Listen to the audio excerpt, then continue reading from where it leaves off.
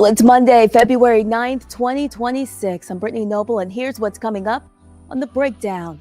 A new ruling has rejected Democrats' plea to open early voting sites on 3 public North Carolina universities. That includes North Carolina A&T. Economist Dr. Finnie will join us today to break down Black unemployment trends, job growth, and what the latest research means for workers. Menopause is hitting Black women harder, and many are not getting the care they need. Dr. Myiesha Taylor breaks down the disparities, the stages, and what women can do to take their power back. The breakdown starts right now.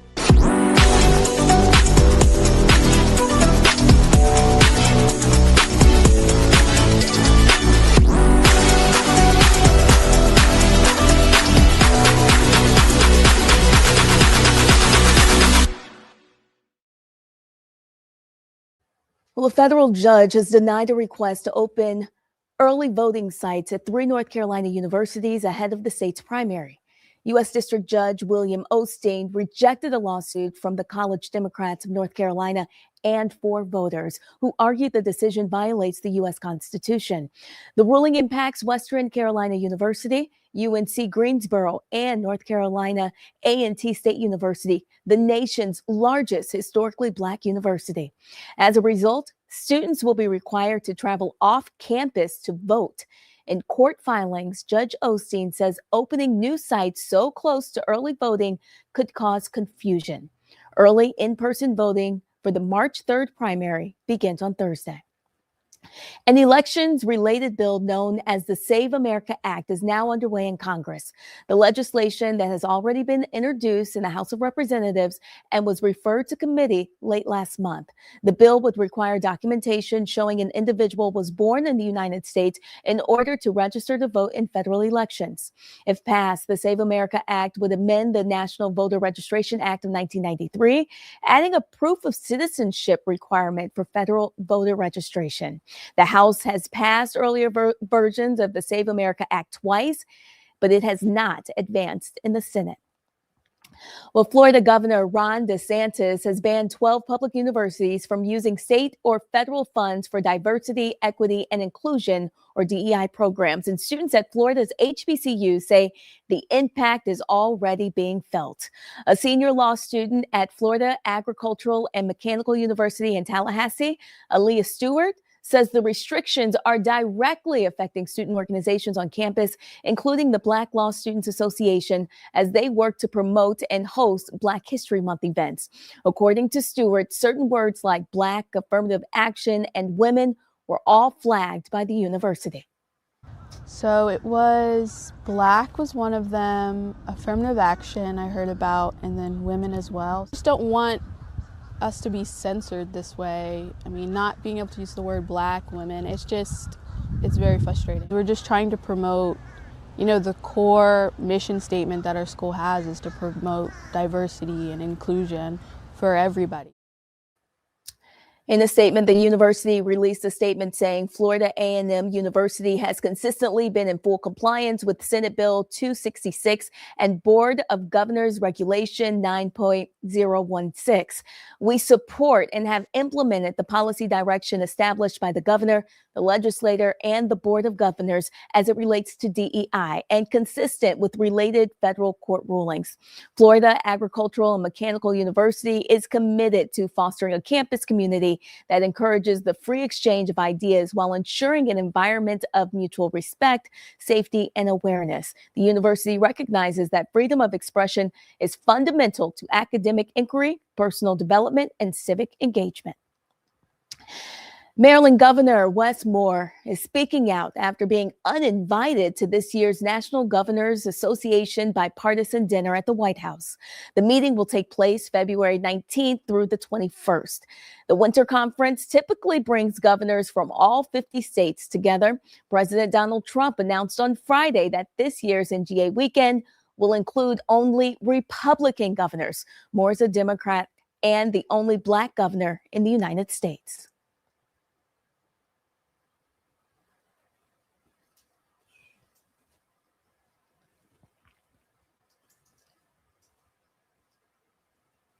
From your perspective, why are you being excluded from this dinner?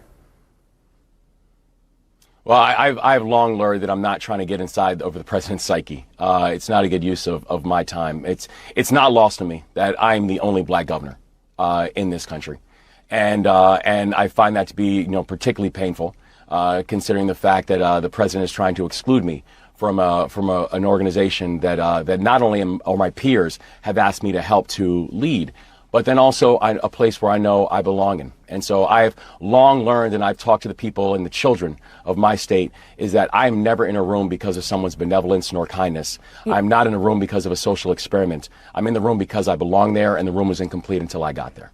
You're saying that he's excluding you because of the color of your skin? Well, I don't know. I can't speak to the president's intent. It's not lost to me, but I can't speak to the president's intent. Well, the National Park Service returned the brochures to the Medgar and Myrlie Evers Home National Monument that identified his murderer as a racist. In 1963, Beckwith shot the civil rights leader in the back on the driveway of the Evers family home in Jackson. It would take more than 31 years before a Mississippi jury would convict Beckwith. The Park Service told Mississippi Today that they had pulled the brochures in anticipation of replacing them with a new version, which would remove the word racist to describe the killer, Byron de la Beckwith, according to Park Service officials. In a statement, Representative Maxine Waters posted this message on X: the removal of the brochure that honors Medgar Evers and the identification of the racist, Byron de la Beckwith, who killed him, is but another attempt by racist Trump to deny the history of Black people in this country. It adds to his pattern of erasing the history and the contributions of Black people from the Smithsonian National Museum of African American History and Culture and other Smithsonian museums, other federal buildings and websites, and the National Park Service. Trump, you are not fit to run this country, and no matter your dirty deeds, we are going to fight you. We are going to win. In Houston, Jack Yates High School is celebrating 100 years. Located in the city's 3rd ward near Texas Southern University, Yates serves students in grades 9 through 12 and is known for its strong athletic programs as well as magnet programs. The public school was established in 1926 and named after Reverend John Henry Jack Yates, a freedman, minister, and community leader who fought for the creation of an African-American cemetery. Yates has a long list of notable alumni, including Roland Martin, the curator of the Black Star Network, Hollywood performers Debbie Allen and Felicia Rashad, former NFL players Johnny Bailey, Harold Bailey, and Santana Dotson, to name a few. Texas state representatives Garnett Coleman and Judson Robinson Jr. That's the first African-American ever elected to the Houston City Council. Also, George Floyd is a member of the class of 1993. Well, even though the Seahawks won the Super Bowl, the biggest moment of the night was a halftime show featuring Puerto Rican superstar Bad Bunny. He was joined by Lady Gaga, along with Jessica Alba, Karol G, Cardi B, and Pedro Pascal. Ricky Martin also made a special appearance during that performance. Bad Bunny was born Benito Antonio Martinez Ocasio, spoke in English only once during the performance when he said, "God bless America." And for the second time in 4 years, about 1/3 of the NFL entered the offseason with head coach vacancies.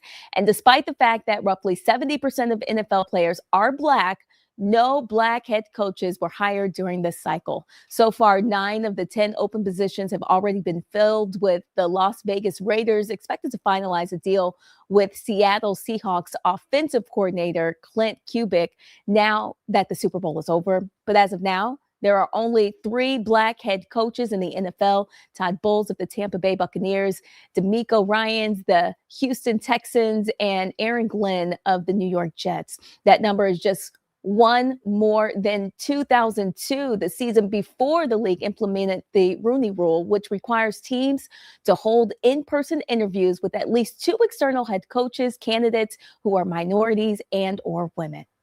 Well, coming up on the breakdown, federal workforce cuts, financial shifts, and historic unemployment lows are hitting the Black community hard.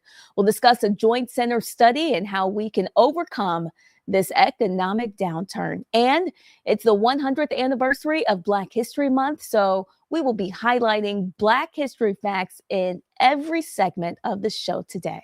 We'll see you after the break.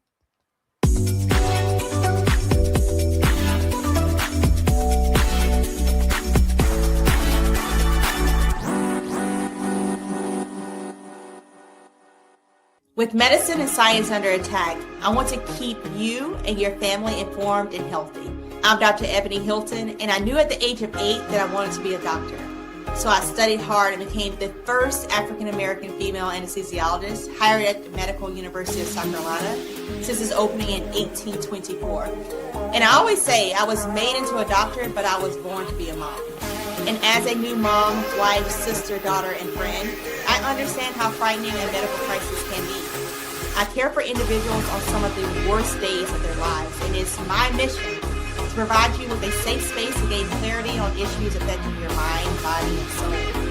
I recognize that there are health disparities, particularly as it pertains to race, and I want to help bridge the gap between you and your healthcare providers. Join me every Thursday for Second Opinion on the Black Star Network, where each week I'll invite experts from various medical fields to share the latest health news. We'll discuss topics such as the vaccine debate, mental and sexual health, medical bias, infertility, menopause, andropause, nutrition, and aging. Together with my medical colleagues, we aim to provide you with a second opinion. Don't miss it, Thursdays only on the Black Star Network.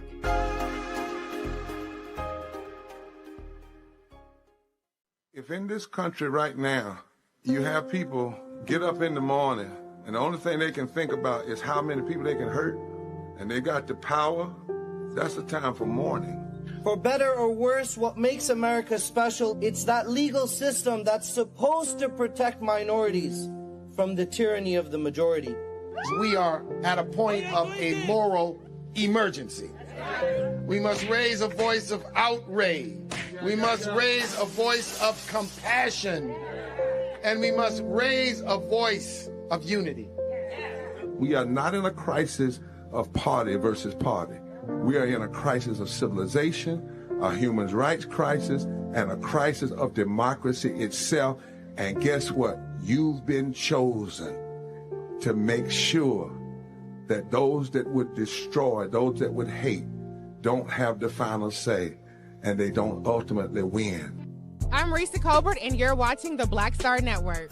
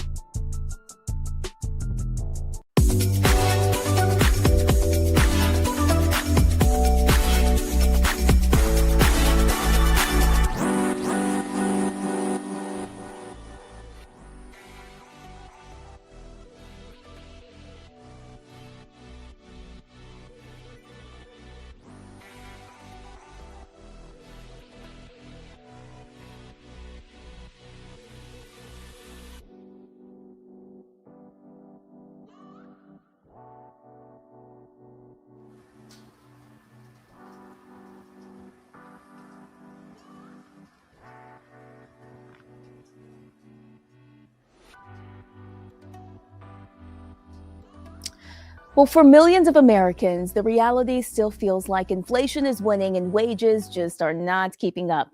Here to discuss the Joint Center's 2025 analysis of Black unemployment trends and what the data reveals is economist and professor Dr. Smith Finnie. Welcome to the breakdown. Thank you so much for having me. Very happy to be here. Oh, good. Thank you. Well, the Joint Center analyzes unemployment data from the Bureau of Labor Statistics. What are the biggest takeaways from this jobs report? Yeah, our analysis of the 2025 unemployment data shows persistent disparities and that Black workers are experiencing more harm than other racial groups. Since 2022, the Black unemployment rate has typically been in the 5 to 6% range, but in 2025, the Black unemployment rate reached over 8%. That's the highest in 4 years. Comparatively, the unemployment rate for all workers in 2025 stayed consistent in the 4% range, and the highest was 4.5.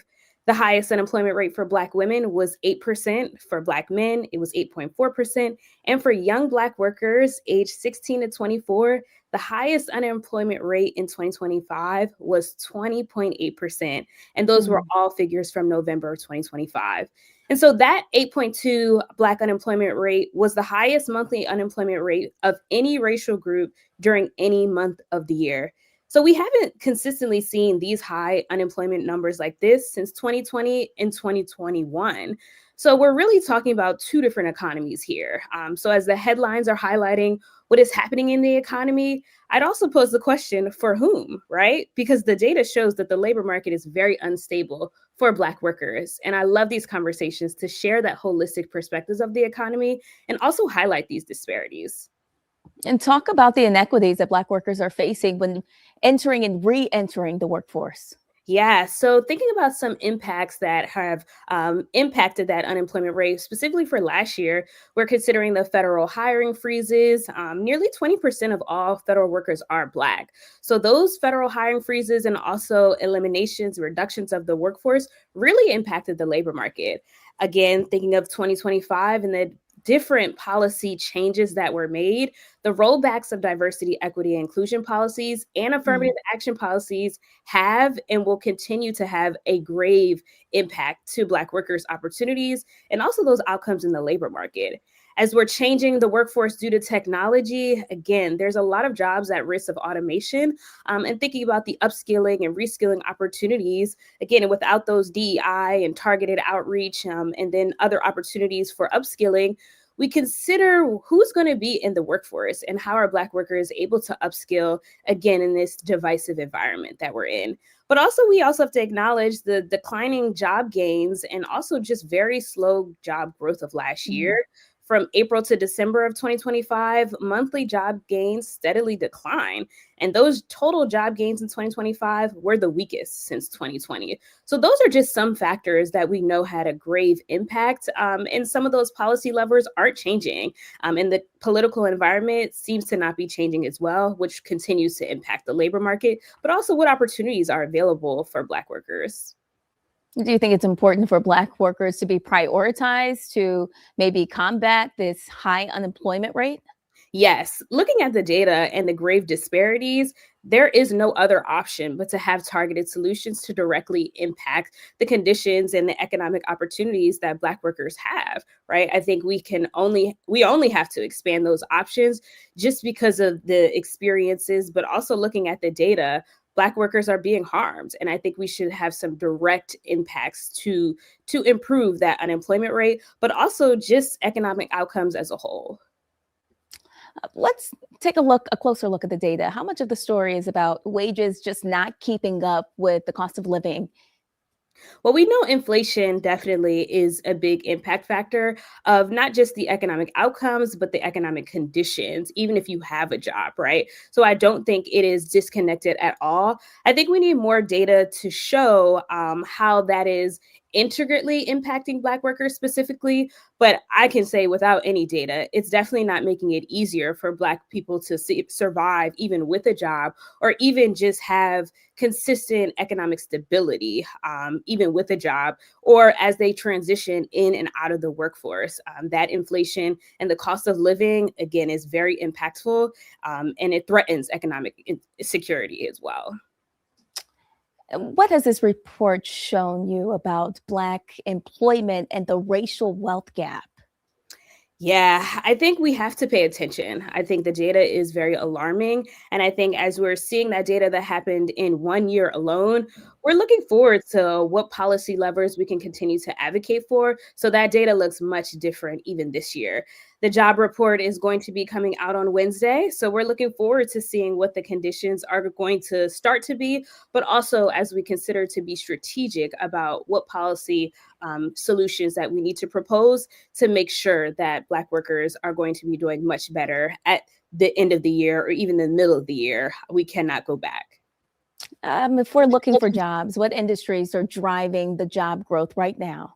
Absolutely. Technology, as I mentioned, thinking about the emerging jobs that will come on top of that. AI is definitely going to be a big impact factor on what jobs continue to exist. So I definitely think anything revolving in technology is definitely going to continue to be in demand. So I do think those opportunities that are specific to the tech industries could be significant and could continue to have more opportunities for jobs as well.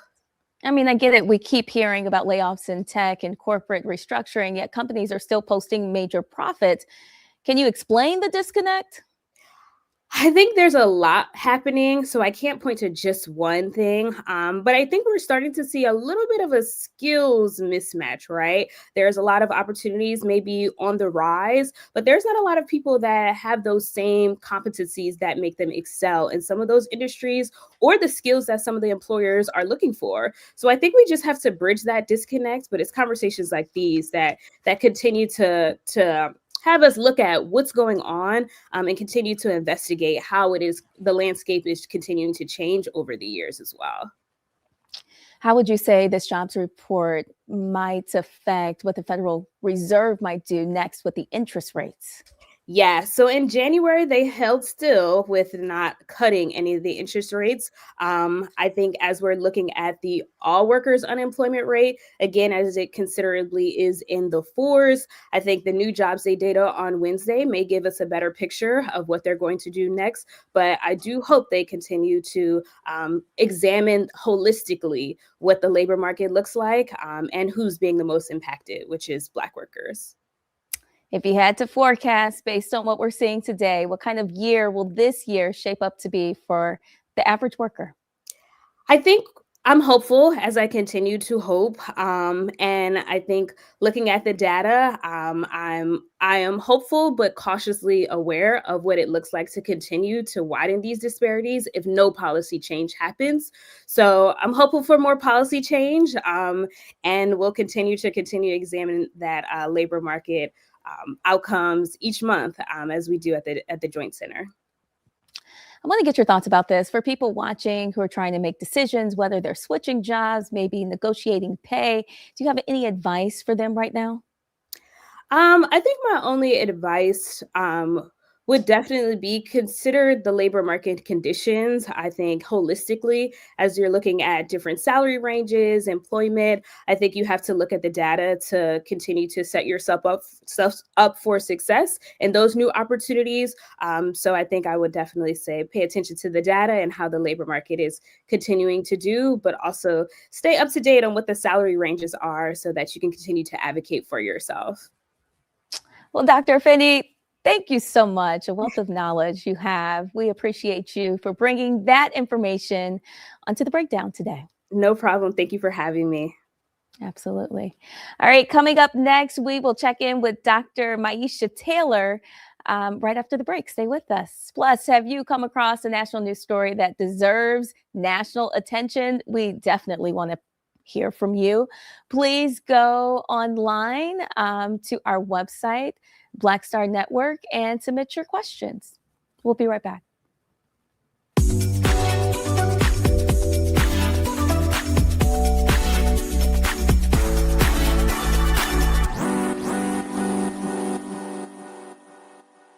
They said the quiet part out loud.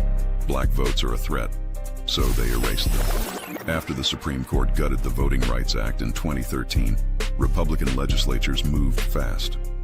New voter ID laws, polling place shutdowns, purges of black voters from the rolls. Trump's Justice Department didn't stop it, they joined in. In 2018, his DOJ backed Ohio's voter purge system, a scheme that disproportionately erased black voters. Their goal, erase black votes and political power. Yeah, that happened. These are the kinds of stories that we cover every day on Roland Martin Unfiltered. Subscribe on YouTube and download the Black Star Network app. Support fact-based independent journalism that centers African Americans and the issues that matter to our community.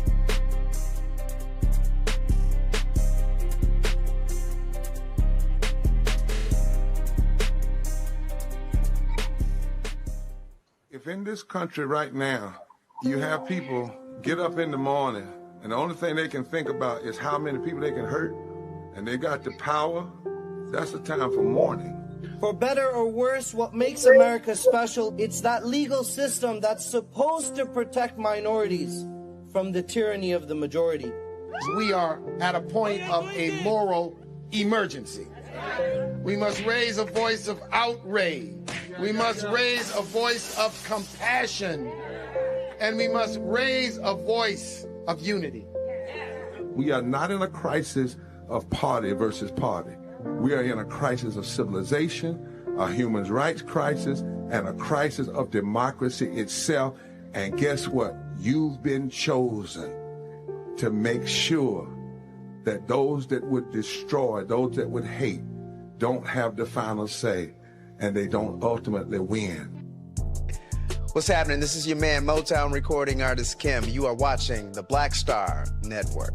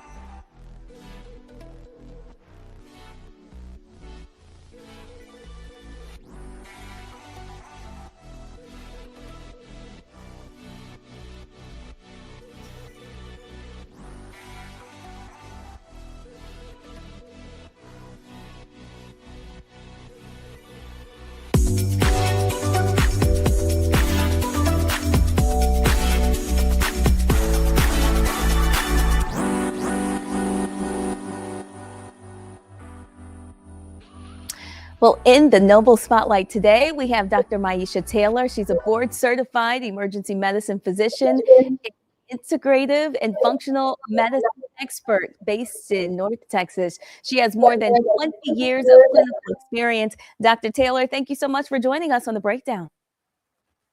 Thank you for having me here. Absolutely. Tell us a little bit more about your background and what led you into medicine. Absolutely. Well, like you said, I'm an emergency medicine physician by training, but honestly, as I've navigated life as a Black woman who has to seek healthcare within our healthcare system with all of its attributes and deficits, I decided to expand my scope and go into integrative medicine. And integrative medicine is a type of medicine that kind of looks at the whole picture. So we zoom out and take a more holistic view as we look at how the systems within our body interact with each other and try to address the system rather than an emergency setting when everything falls apart, or in silos with highly specialized, medicine. And I saw that you recently wrote an article, Menopause Hits Black Women Harder. Let's get them the help they need, in the Star Telegram. Can you tell us a little bit about what led you to write that? Yes, as a woman who is navigating midlife, as a patient, as a Black woman, but also as a physician, I have a lot of conversations with a lot of women, particularly Black women, friends, sorority sisters, Jack and Jill moms, right? And basically the story is the same.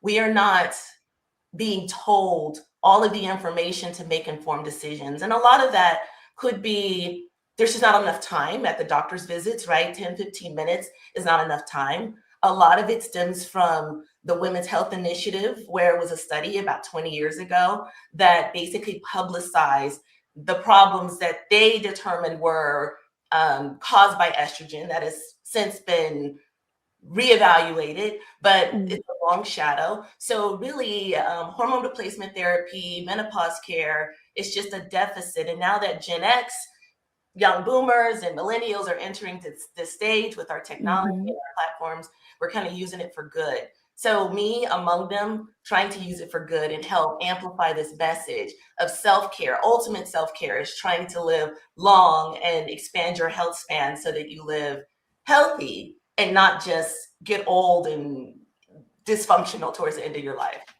Yeah. So why would you say that Black women are suffering more with menopause? Yeah, that's a great question. Black women, particularly American Black women, we have higher allostatic loads, which means that we carry pressures and racism and injury and trauma from generations past. So that manifests, right? Epigenetics is the way that a species can evolve and survive. Well, our ancestors and the trauma that they've been through is actually reflected in our physiology. So that's at baseline.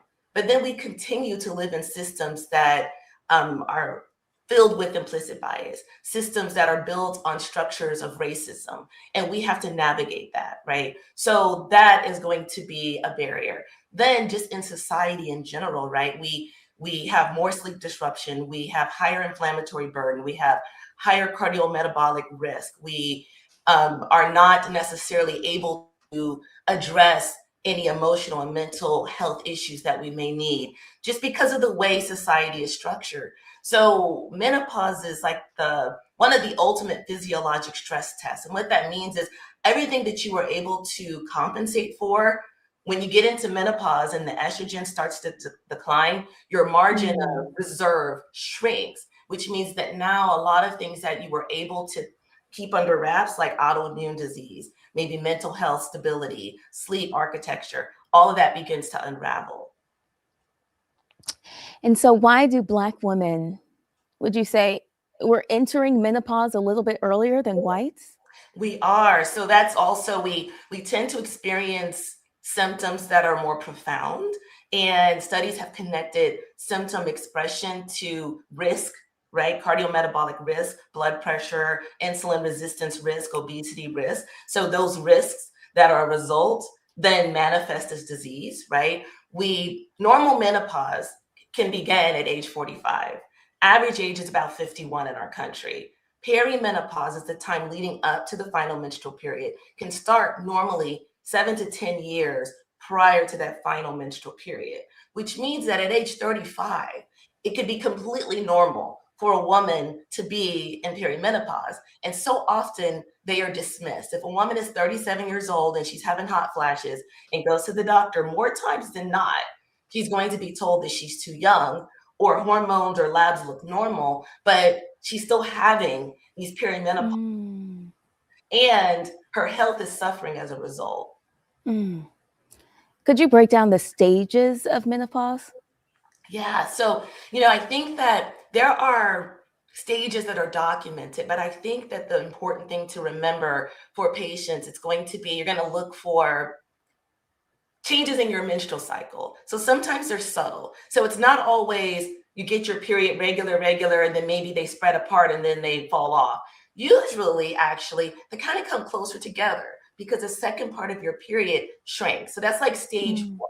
And you may not notice it. You have a 28-day period or 30-day period, and now it's 27 days or 26. Very subtle. But then you may notice that the flow changes. So maybe it's a little bit more clotting, or maybe it's a little bit longer. Those are usually the first stages, right? Other stages that we have by definition will tend to center on laboratory data, FSH going up, those sorts of labs, but you won't know that as you navigate the journey. But your doctor, your healthcare provider can check it.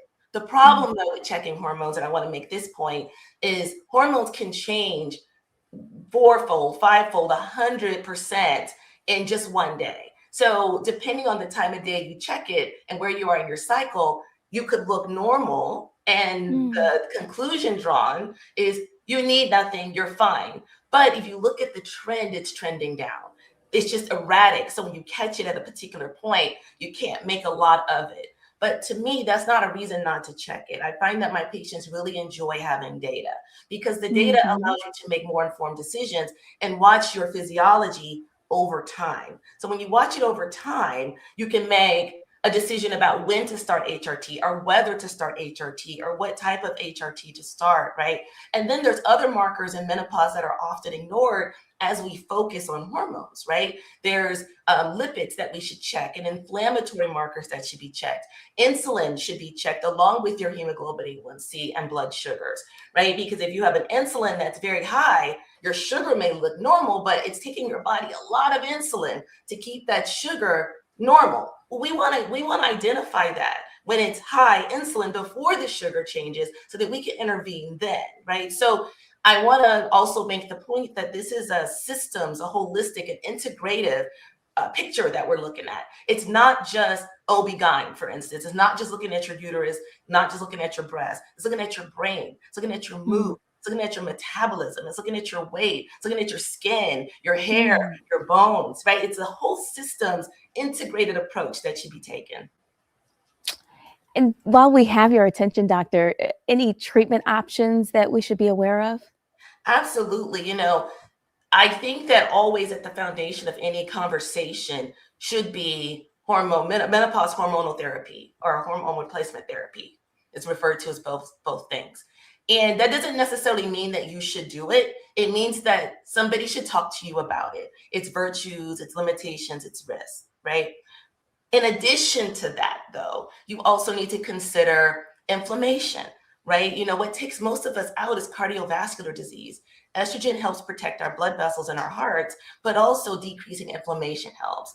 Making sure the lipids that you have, the cholesterol that you have, not just the number, but how are they behaving, right? Your inflammatory markers, there's other markers that we can check so that we can modify your diet, right? GLP-1s may have a role and their role is expanding. Even if you're not looking to lose weight, they may serve a role in inflammation. They may serve a role in metabolic health. So a lot of these are very nuanced conversations that are not cookie cutter. There's a lot of supplements that could be helpful depending on where you are in the journey and what your biology is like, right? You know, again, just helping with those foundational pillars of inflammation. That's our number one thing, and that's our number one killer at its core is inflammation. So if we can adjudicate the level and then mitigate the risk, I think that is really the underlying approach to all care, but particularly when you lose resiliency in midlife. All right, Dr. Taylor, I cannot let you go before you tell me about your meaningful connection to the cultural legacy of Disney's Doc McStuffins. Yes. So Disney, you know, I love that they allowed this show to exist, right? A lot of hands were lifting up this project. And what it is, it's, you know, a little Black girl who is an American story. So she could be any color or any gender, and she aspires to be a physician. So what we were able to do as Black physicians is show the world that we exist and we are Doc McStuffins. And that is so important because we often rightfully attribute its value to representation in little Black girls, particularly, but Black kids can see themselves in the role. But let me tell you what's not often discussed. Everybody sees us in the role, right? So I'm an ER doctor as well. So if I'm in the ER and I have to convince people that I am the team leader, I'm the only doctor in the hospital, right? So anytime anything is happening, if I have to go through and get the nurses and the patients and the staff to understand that I'm the doctor, patients are dying. And it's not just Black patients, right? Because most of the patients are not going to be Black. It's a diversity of patients. Whereas now with shows like Doc McStuffins, kids, generations grow up and they see that we exist. So now it takes a little less time, still takes time, but a little less time to say, I'm Dr. Taylor. And people say, okay, what are we doing, Dr. Taylor? Dr. Myiesha Taylor, thank you so much for joining us on The Breakdown. And we look forward to having you again on the show soon. Yes, thank you for having me. Absolutely. We have so much more news coming up on the other side of this break. You are watching The Breakdown.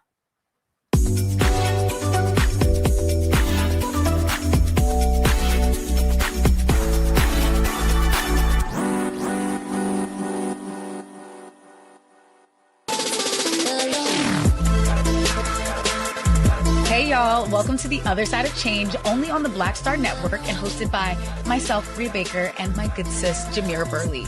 We are just two millennial women tackling everything at the intersection of politics, gender, and pop culture. And we don't just settle for commentary. This is about solution-driven dialogue to get us to the world as it could be and not just as it is. Watch us on the Black Star Network, so tune in to The Other Side of Change.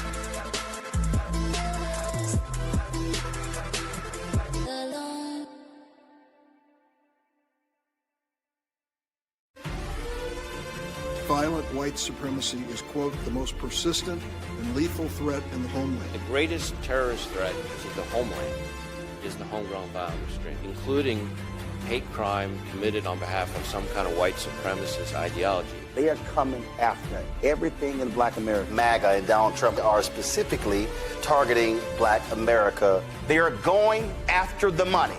Attack Black Lives Matter. Attack critical race theory, attack woke, DEI. MAGA wants to defund Black America. This is a perfect example of their desire to completely degrade and de-emphasize Black people.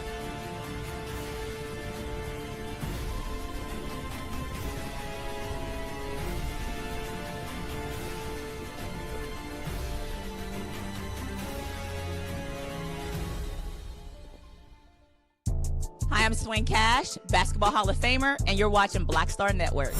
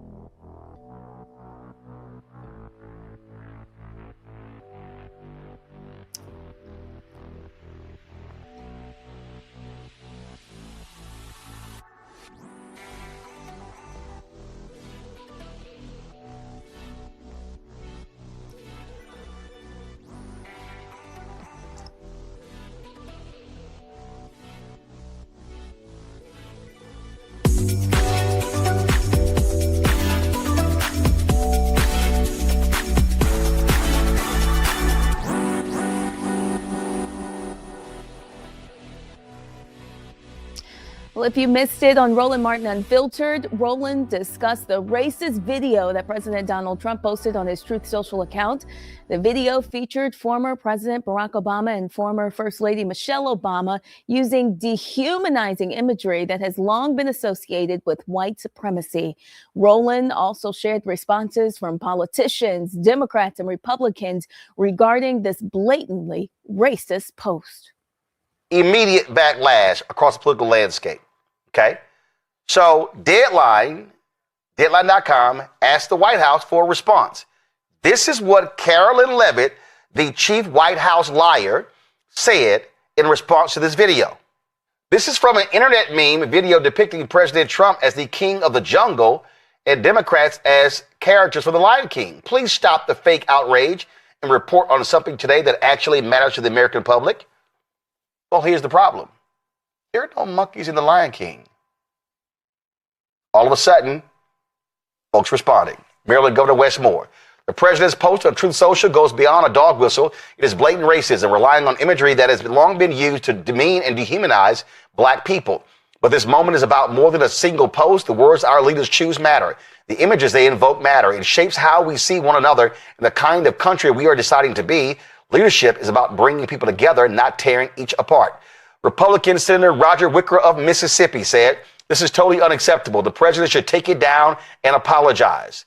Now, it went on and on and on. Now, of course, that MAGA leprechaun comedian Terrence Williams, he put out fake news alert. Trump didn't post this monkey video of the Obamas lying Democrats. It's not on his page. Fake screenshot. No, Terrence, you're a liar. And that's exactly what you do. You lie over and over and over again. And so you lied about this here. Now, a black MAGA supporter, international singer Mary Milliman, she actually posted this. The president's Truth Social post of former President Barack Obama and First Lady Michelle Obama is the most racist and offensive post I've ever seen. It is completely beneath the American presidency and most importantly, is opposite of the spirit of God. It is rather the spirit of Jim Crow. POTUS, Black America is America. Take it down and do better. South Carolina Republican Tim Scott posted this. He said it's the most. He said first of all, he said, I hope this is fake. He said, but this is the most racist thing. This is what he said. Praying it was fake because it's the most racist thing I've seen out of this White House. The president should remove it. Now remember what I said. The White House initially defended it, but then all of a sudden, about around noon, they took it down. Now, according to several social media outlets, Senator Tim Scott called Trump. Trump talked to him, and then after their call, he said that they took it down and say, oh, they blamed a White House staffer. Now, we always known who he was. Remember, when he said Obama wasn't born here in America, and then he kept pushing that lie. Now, remember when he also ran the first time, 2015? Remember when Lindsey Graham actually had some balls? When he actually had some guts? When he wasn't kissing Trump's ass? This is what South Carolina Republican Lindsey Graham actually said about the racist Donald Trump in 2015. I want to talk to the Trump supporters for a minute. I don't know who you are, and I don't know why you like this guy. I think what you like about him, he appears to be strong when the rest of us are weak. He's a very successful businessman, and he's going to make everything great. He's going to take all the problems of the world and put them in a box and make your life better. That's what he's selling. Here's what you're buying. He's a race-baiting, xenophobic, religious bigot. He doesn't represent my party. He doesn't represent the values that the men and women who wear the uniform are fighting for. I've been in the Air Force for 33 years. I retired this June. He's the ISIL Man of the Year, by the way. He just got back from Iraq a week ago this Monday. I know. We interviewed you live from there. You were with Senator John McCain, and you were going into Iraq to get a status report. What were they saying there about all of this? The military leadership and the diplomatic corps. Now, we have young men and women in harm's way all over the world, particularly in the Mideast. They were concerned about this rhetoric because the enemy will use it against us. So what was a concern last week has to be DEFCON 4 this week.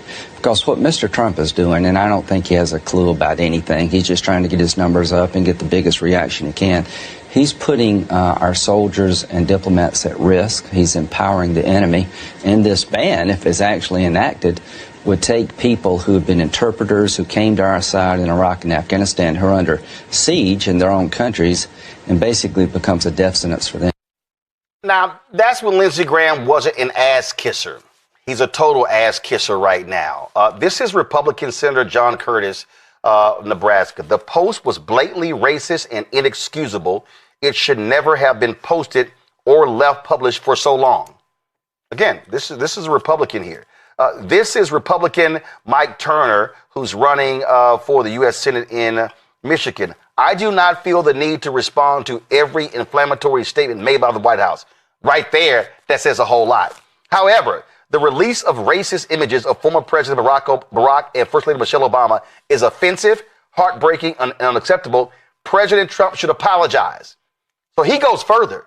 He's saying don't just delete, he should apologize. Now, for a long time, let's see here, Black Republicans in Congress, other than Tim Scott, Byron Donalds, they posted, oh, he called the White House and was told it was a staffer, and that was it. No statement, no nothing. Coward. Wesley Hunt, Congressman from Texas, nothing. Coward. For the longest, Burgess Owens, former NFL player, congressman from Utah, didn't say anything. An hour ago, he finally tweeted, I'm aware of the Truth Social post that circulated earlier. The imagery was wildly offensive and inappropriate. And as a black man, I find it especially troubling. It never should have been shared or even created. And I'm glad it has been taken down. Reports indicate it may have been posted in error by a staff member, but regardless, we all have a responsibility to use care and good judgment with the content we produce and distribute. But we know who this racist is. We know exactly who he is. And so Donald Trump showed us exactly who he has always been. So let me see right here. Because, yesterday you had the National Prayer Breakfast. And you got so-called Christian leader Franklin Graham. Let me, this it? Come on, go to my iPad. 8 hours ago, all he tweeted was, the Bible teaches that life does not end at the cemetery. There's a future life with God for those who put their trust in his son, Jesus Christ, quoting his dad. Yep. Franklin Graham, he ain't said a damn thing. That ain't no shock. Let's see Trump's other White House sycophant, Paula White Kane. Let's see here. Let's see. All she says is, don't allow the enemy to plant seeds of doubt in your mind or uproot anything that contradicts what God says about you. That was 4 minutes ago. Nothing else. She got some other thing, some revival, her and her husband. That's it. You can't declare negative things over yourself and expect to live a positive. Nothing right there. Let's see. Nothing right there. Let's see. Nothing right there. And that's it. Yeah, hey, nothing Paula White. Not a damn thing. She ain't said nothing at all. I'm gonna look up in a second. Hold on. Let's see what the help Vernon Jones. Let's see if he said anything. He kissed more MAGA ass than Melania. So let's see Vernon Jones. He probably let's see. His Twitter feed. Nothing. He talking about. Come on, go, guys. Can you please switch? Thank you. Go my 8 hours ago. Nothing. So yeah, Vern ain't said nothing.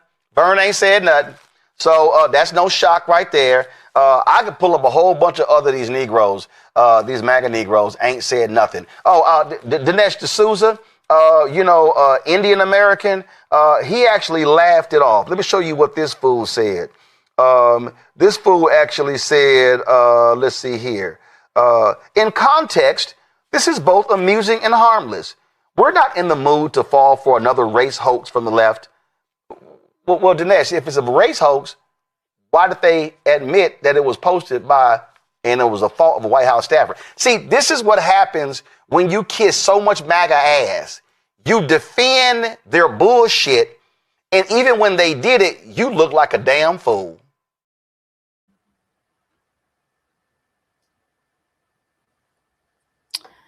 Well, coming up tonight on Roland Martin Unfiltered, Roland will talk about the MAGA backlash to Bad Bunny's Super Bowl performance.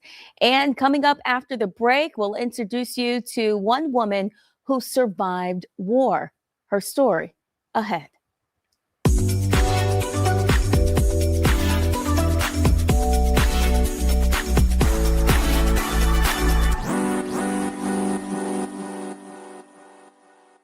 With medicine and science under attack, I want to keep you and your family informed and healthy. I'm Dr. Ebony Hilton, and I knew at the age of 8 that I wanted to be a doctor. So I studied hard and became the first African-American female anesthesiologist hired at the Medical University of South Carolina since its opening in 1824. And I always say I was made into a doctor, but I was born to be a mom. And as a new mom, wife, sister, daughter, and friend, I understand how frightening a medical crisis can be. I care for individuals on some of the worst days of their lives, and it's my mission to provide you with a safe space to gain clarity on issues affecting your mind, body, and soul. I recognize that there are health disparities, particularly as it pertains to race, and I want to help bridge the gap between you and your healthcare providers. Join me every Thursday for Second Opinion on the Black Star Network, where each week I'll invite experts from various medical fields to share the latest health news. We'll discuss topics such as the vaccine debate, mental and sexual health, medical bias, infertility, menopause, andropause, nutrition, and aging. Together with my medical colleagues, we aim to provide you with a second opinion. Don't miss it, Thursdays only on the Black Star Network.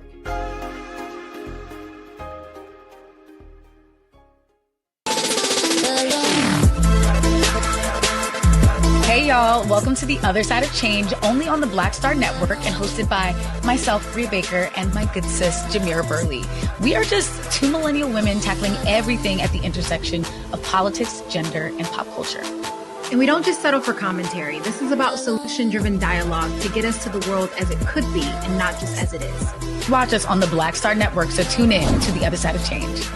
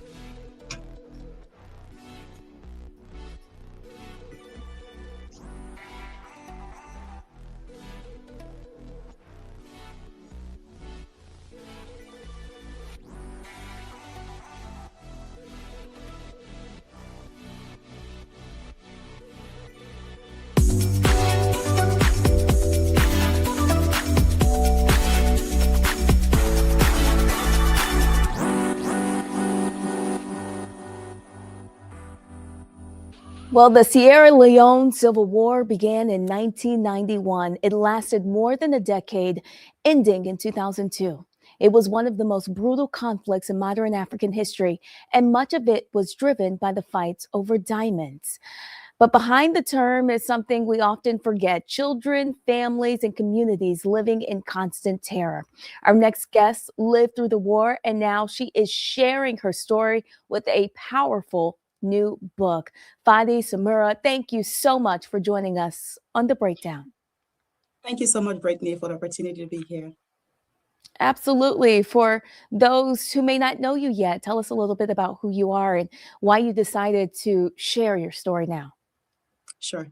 My name is Finnie K. Samura from West Africa, Sierra Leone. I was born there, and like Brittany said, I survived a civil war in Sierra Leone for more than 12 years. And by the grace of God, I was able to come to the United States and to seek refuge here as a refugee, coming here as a teenager.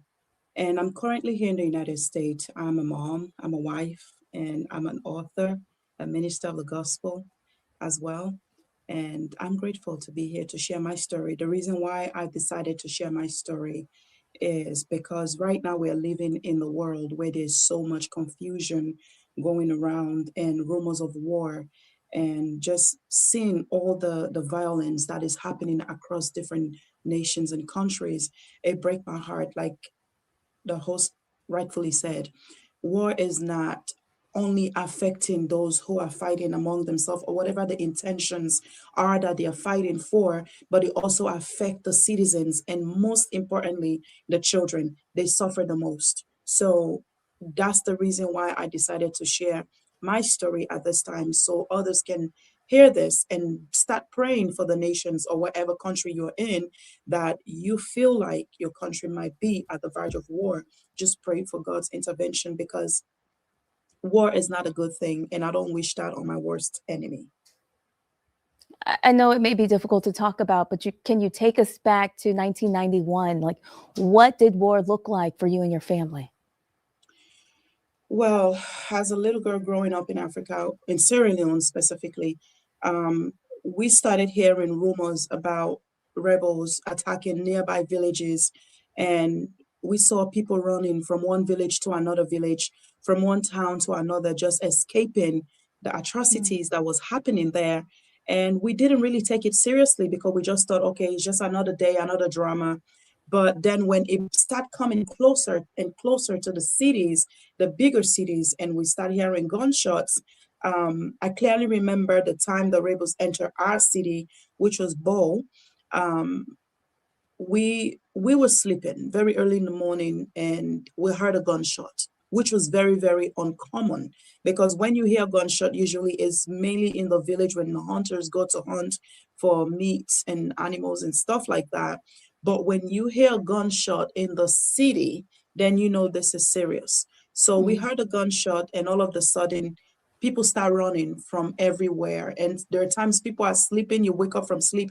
There is no time for you to pack your stuff or for you to even think about taking your belongings. Sometimes some people run out of their house, you know, inappropriately with our clothing on because he was sleeping. So I clearly remember that morning leaving our home and just running for our life. At that moment is, safety first. And you will see mothers running away and leaving their children behind, not because they don't love them, because the trauma of just waking up to a heavy gun sound or bombs flying all over your head, you become so disoriented and so traumatized that you don't even know where to start or where to go. So you see moms and dads leaving their children behind, dads leaving their family behind. And I remember one morning when we were running away from the rebels, I saw a woman and her children running together, and she had one on her back she was carrying and another one she was holding in her hands. And then the bullet came and just took up one of the kids, and unfortunately the mother had to keep running. There's no time to mourn, there's no time to go back. She was just crying as she's running with the other child on her back, and ended up moving from that town into the capital city, and the rebels entered there. That was one of the cities in Freetown that we never thought the rebels would ever enter, because that is where the president is living. That's like the capital city of the country. It's like it was impossible. People thought it was impossible for the rebels to come in there, but it surely came in there. And I remember being in my house one evening, and it was just a normal evening. I decided to go take a shower, and I was in the bathroom because the bathrooms were built outside of the house. We didn't have the bathrooms indoors, like, in America. Nowadays, they do have homes that have bathrooms in the house. Even back then, they did have houses that have bathrooms, but we were not fortunate to be in those type of, living environments. So we had to go outside and take a shower. I was in the bathroom and I heard the bullets flying, and I just knew, oh my God, not again. Like again, like we have to go through this again. So I managed to crawl out of that bathroom, ran upstairs. My family and I took off, went down the hill to one of my auntie's house to take refuge. And on our way, I saw one of my classmates who was in the same grade as me had been captured by the rebel, because that was one of the things that they did. They would kidnap and capture the kids and teenagers young from the age of 7 and up, and give them drugs and give them guns, and they will literally kill their friends, their family, their moms, because they are mentally not there, because of the drug has already interfered with their thought process. So I saw one of my classmates with a gun laying in ambush to kill. And I told my mom, I like the lady who was going with me, I almost screamed, and they kind of held my mouth like this, because had I screamed, they would have killed us, because he knew me. And we just kept running, went to that family friend's house. While we were there, again, the rebels entered in that particular neighborhood. While we were in the room, the gunshots started all over. I'm just trying to summarize this because my testimony is long. The gunshot started again. I was sleeping, because at this point I hadn't slept for days, because we're just constantly under gunshots. Constantly. You don't even think about food, because every part of your body is numb. In that moment, you're just thinking about survival, whether you're going to die or leave. You don't know when you're going to die. And while I was sleeping, just to take some rest, everybody fled the house, and I was the only one left in the house. It was a 2-story building. I was walking to this gun shooting, went out to the living room, realized I was the only one in that living room. But what I didn't know, there was an elderly woman who was also in the guest room, who was bedridden. And there were some guests who had came to that family friend's house to take refuge. They were in the bathroom. I ran in the bathroom to go seek refuge, because normally they would say, go and lay down in the bathtub. They happen to have a bathroom in their home. So with the intention to go in there to lay down in the tub, the bathroom was so packed with people. And there's nowhere for me to stay. And at that time, the house that I was in, the downstairs of it, because it's 3-story building, downstairs was already on fire. The rebels had already put the house on fire. And I can feel the floor warm. It was so warm, my legs, I can't even put my feet on the floor. I remember taking the picture of Christ on the wall. At that time, I had just given my life to Christ as a teenager. I laid the picture on the floor, and I started praying, asking the Lord, if you save me out of this fire, I will serve you for the rest of my life. And in that instant, I heard the rebels coming upstairs to the other floor to try to kill whoever in there. And I heard them saying, Operation No Living Thing. If you go in there, anyone you find, kill them. And while they were saying that, I can literally see my death right in front of me. But it did not distract me. I kept praying and asking the Lord, if I survive this, I will give you everything and serve you for the rest of my life. Long story And short. so you were able to write your testimony. You were able Yes. to put your words into a book, and it takes us through so many different emotions, Yes, ma'am. faith, fear, loss, anger. How do you keep going when everything around you at a point was so uncertain? Well, again, it's the grace of God, because in that moment, God really kept me calm. And the trauma was there. I'm not going to deny that, because every time I heard the gunshot and the bombing and everything, my heart just kept palpitating. But God kept me calm, even to a point when God helped me to escape the house that was burning. It was all His doing. And I remember when I came to America in 2000, and the following year, 2001, I experienced the 4th of July for the first time in America. And I had no idea what happens on 4th of July. So I was in my living room and I heard fireworks in the park that was right behind the house where I was living. And it traumatized me. I went under the bed and I was sweating. I was crying and I was like, oh my God, the rebels has followed me again to America. Like, if they can come to America of all place, like there's no hiding place for me now. But I came to find out that that's how they do it in America. The fireworks go off on 4th of July. So that trauma was there. But to just make you understand, God has always kept me. And as years went by, I went for counseling. I never went for therapy, but I went for counseling, and with prayer, God just continued to heal me. And I was able to get to a place where I have to learn to forgive the rebels for all the things that they did to not only me, but to family members, killing our friends and families and neighbors. Because there were times while you are running, you're literally jumping over dead bodies, skipping dead bodies to get to safety. And I personally have been shot at multiple times, like the bullet will pass through my left or my right ear, but it would not touch me, all to the glory of God. So I would say the reason why I'm still here and I'm able to write my book many years after this experience is by the grace of God. So that's why I just want to put my story out there for anyone who have been through any type of trauma, to take courage and know that that's not the end of it. And there's always going to be a bright light at the end of the tunnel. And whatever you're going through is going to be a testimony for someone else to be encouraged, to be empowered, and to be strengthened. Well, we want to thank you so much, Finnie, for sharing your story. Again, you can support her by reading her book, How I Survived the Sound of War. And where can we buy that book at, Finnie? Absolutely. My book is available here on Amazon. You can go on there and order a copy. Finnie, thank you so much for joining us here on The Breakdown. Thank you. And we want to, absolutely, thank you. Yes, ma'am. All right, folks, if you want to represent the Black Star Network beyond the screen, there's an easy way to do that. Please head to shopblackstarnetwork.com. That's where you can find all the official Black Star Network swag, hoodies, t-shirts, crew necks, and we would love for you to support us wherever you go. Also, when you shop blackstarnetwork.com, you're also supporting a growing collection of Black-owned businesses featured on the site.